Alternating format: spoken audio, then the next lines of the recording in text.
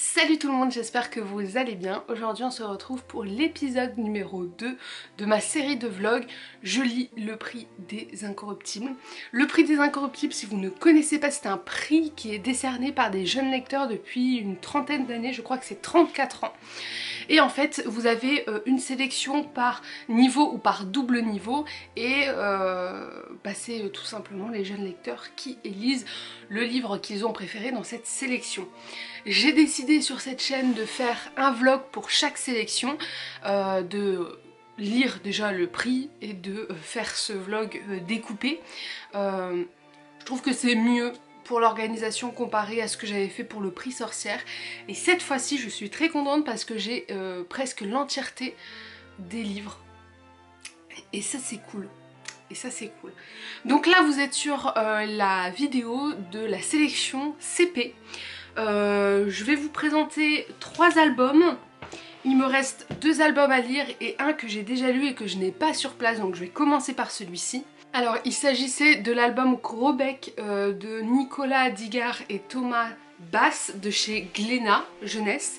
Je l'ai lu il y a quelques temps maintenant, mais il était plus disponible à la bibliothèque, il n'était pas à la librairie où je travaille et je me suis dit bah tu l'as déjà lu donc ça sert pas à grand chose de te battre pour l'avoir.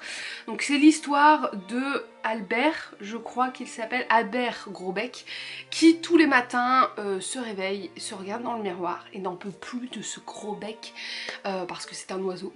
Je l'ai peut-être pas dit mais vous allez avoir la couverture là ou là donc vous allez le voir. C'est un oiseau avec un gros bec et il en a marre de ce gros bec.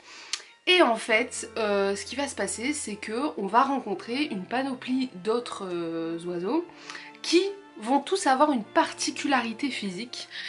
Ce qui va faire que Gros Bec, qui n'aimait pas sa différence, va commencer à l'aimer et va se dire que c'est quelque chose de très très bien d'avoir ce gros bec.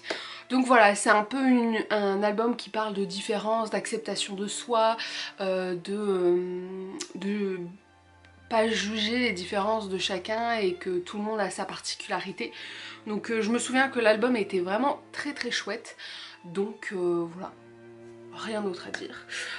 Et là je vais vous présenter 3 autres albums que j'ai lus. Donc on avait Chez nous de Jinjo et Jin Guing dans la joie de livre, enfin dans les éditions La Joie de Livre. Alors celui-ci était super bien je trouve. En fait les narrateurs c'est les animaux. Et ils vont nous montrer où ils vivent. Donc ça se présente comme ceci.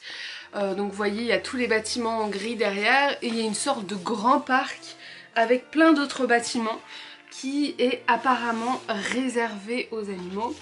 Et on va suivre plein d'animaux différents qui vont nous dire on est bien nourri, on boit le thé avec distinction, on fait nos besoins dans l'intimité, on se barbote dans l'eau toute la journée, on court de bon cœur, enfin voilà. Et plein de situations, enfin voilà, il est quand même sur un tapis de course donc pas du tout réaliste. Et en fait c'est qu'il y a une chute à la fin. Donc voilà, on dort bien confortablement en parlant des paresseux. Et puis c'est notre maison. Et il y a cette question qui est juste ici que vous verrez peut-être pas, où on dit vraiment. Et en fait, là vous avez cette double page de fin pour dire regardez-nous bien, n'oubliez pas. Et comme ça, chez nous c'est ailleurs. Et donc là c'est l'habitat naturel des animaux. Alors j'ai super bien aimé cet album là. Enfin franchement je l'ai trouvé très simple mais efficace. Les illustrations je les trouve vraiment magnifiques. Je trouve que La Joie de Lire on fait un travail super bien. Il y a une petite critique forcément derrière ça, de se dire que je pense que c'est visé sur les zoos qui quand on visite un zoo, on voit les animaux dans des enclos, machin, et on peut dire que ah non ils sont bien nourris, ah non mais ils se plaisent bien ici, ah bah non mais ils sont protégés, machin et tout. Oui d'accord, mais n'oublions pas que chez eux c'est pas un zoo, c'est la nature, c'est la savane, c'est comment dire, la liberté. Donc franchement celui-ci m'a vraiment beaucoup étonnée parce que quand je l'avais emprunté, j'y croyais pas du tout, enfin je sais pas, j'avais vu la couverture, je me suis dit ouais, et au final comme quoi la couverture ne fait pas tout les gens, il faut le lire celui-ci si vous avez l'occasion de l'avoir chez vous, je vous conseille à 3000% parce que très très beau. J'ai lu aussi Tu ne devineras jamais de Emily Ford et Tim Warnes dans les éditions Mijade qui se présente comme ceci, qui est un petit peu une réécriture de conte puisqu'en fait on va traverser plusieurs histoires connues. Par exemple là c'est Alice au pays des merveilles avec un thé chez les fous. Ensuite on a La petite sirène juste ici. Ensuite on a Le chaperon rouge. Alors ce que j'ai bien aimé aussi c'est qu'il y a un style graphique qui change à chaque double page. On a L'île au trésor. Hop. On a Peter Pan. Je sais pas pourquoi je l'ai dit comme ça mais bon, pas grave. On a une course-poursuite intergalactique. Enfin voilà, vous voyez que les styles graphiques changent à chaque double page. Et en fait, c'est juste deux amis qui vont dire ah ben moi j'ai traversé l'univers de Peter Pan, j'ai fait une course intergalactique, j'ai bu un thé chez les fous et tout. Tout ça pour parler de leur lecture. Et ces deux amis donc vont parler pour dire dans quel univers où ils ont été. Et à la fin ils s'échangent les livres pour visiter les univers de l'un et de l'autre. Je sais pas si j'ai été claire, mais en gros c'était ça l'histoire. C'était vraiment très très bien, comme je vous ai dit, moi j'ai adoré ce changement de style.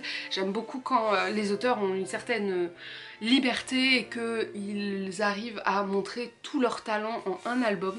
Et celui-ci, il était à la librairie, je l'ai emprunté et je vais pouvoir le conseiller maintenant, donc je suis très très contente. Et bien évidemment, il y avait celui-ci dans la sélection.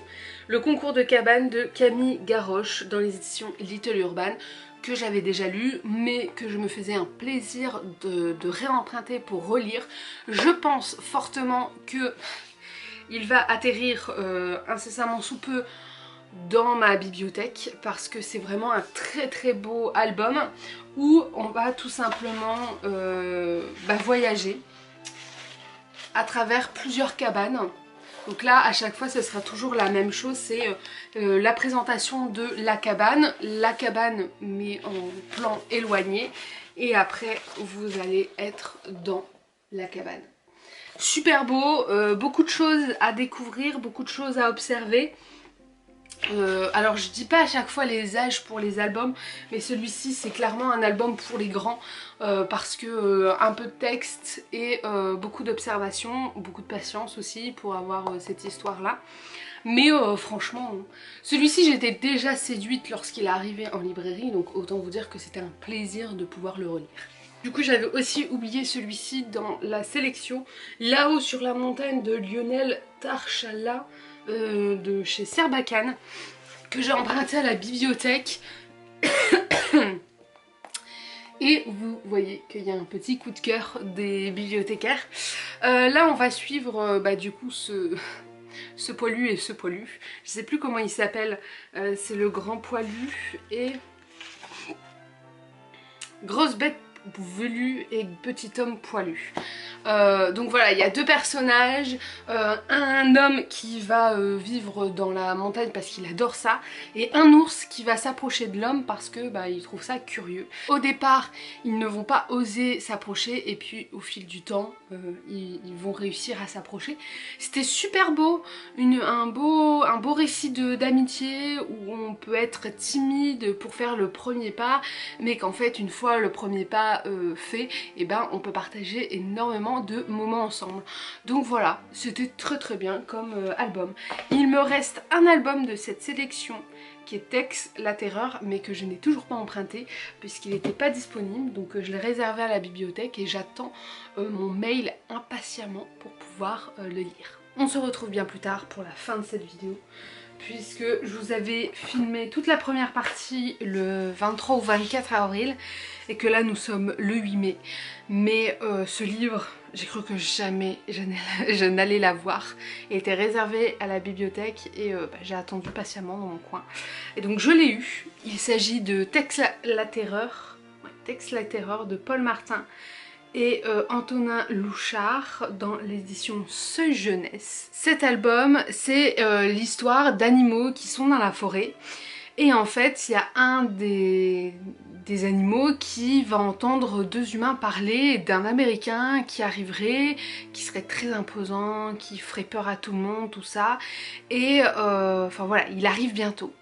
Et en fait, ça va être comment une information peut être détournée auprès de beaucoup de personnes et comment elle peut être extrapolée, puisque cette discussion qui paraissait anodine va se répéter d'animaux en animaux et ça va être toujours plus et plus. Et ça va devenir Tex la Terreur, ce fameux animal que nous n'avons jamais vu mais qui apparemment est plus fort que tout, plus féroce que tout, plus grand que tout. Et en fait on va le croiser au bout d'un moment. Je vais vous montrer en fait les illustrations qui se présentent comme ceci. Et à un moment donné il y a un des animaux qui va dire mais je l'ai vu, suivez-moi, j'ai trouvé où il était. Et il s'agissait d'un cactus. Oui, je vous spoil la fin, mais voilà, il s'agissait d'un cactus.